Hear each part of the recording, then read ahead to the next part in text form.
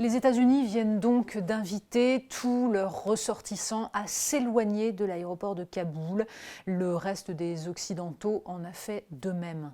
Les États-Unis préviennent contre un risque terroriste imminent de la part de Daesh. Alors on avait vu en fait ce risque. Il explique la volonté des États-Unis de s'en tenir au calendrier du 31 août. Et d'ores et déjà, les avions américains qui décollent encore de l'aéroport de Kaboul utilisent des systèmes de brouillage pour éviter un missile air-sol, c'est-à-dire des fusées au sortir de l'aéroport au moment où l'avion décolle. Bref, le risque terroriste est là, ils en ont conscience, et les avions qui évacuent les réfugiés afghans et les derniers personnels occidentaux sont éminemment vulnérables.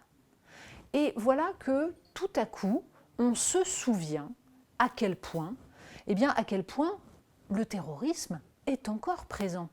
Bien entendu, il ne s'agit pas de paniquer et de s'imaginer que les talibans vont organiser de nouveau une base arrière du terrorisme comme ils ont pu le faire dans le début des années 2000. Ce n'est pas véritablement comme ça que ça risque de se jouer. En revanche, on est parfois effaré de la naïveté de certains occidentaux qui avaient tout simplement oublié que l'islamisme est un terrorisme violent qui a tué énormément. Nous allons célébrer, commémorer les 20 ans du 11 septembre, coup de tonnerre dans le ciel occidental.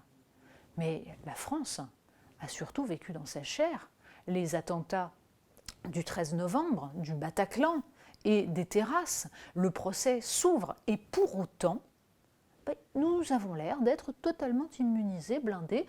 Oui, on est allé en terrasse pour résister, nous avons fait preuve de résilience, c'est formidable.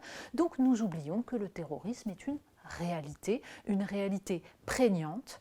À Kaboul, autour d'un aéroport où n'importe quel missile peut être tiré, certes, mais chez nous aussi. Alors bien sûr, les États-Unis sont moins vulnérables. Un commando comme celui du 11 septembre est extrêmement complexe à organiser et c'est une fois de plus l'Europe qui risque d'être touchée. C'est une fois de plus l'Europe qui est en première ligne pour payer les pots cassés d'une politique américaine totalement délirante qui a été soutenue par tous les courants néoconservateurs en France comme en Angleterre ou en Allemagne et qui continue encore aujourd'hui à nous expliquer que le droit d'ingérence c'est formidable et que l'Occident, comme si cette notion-là était véritablement définie, que l'Occident peut régir le monde.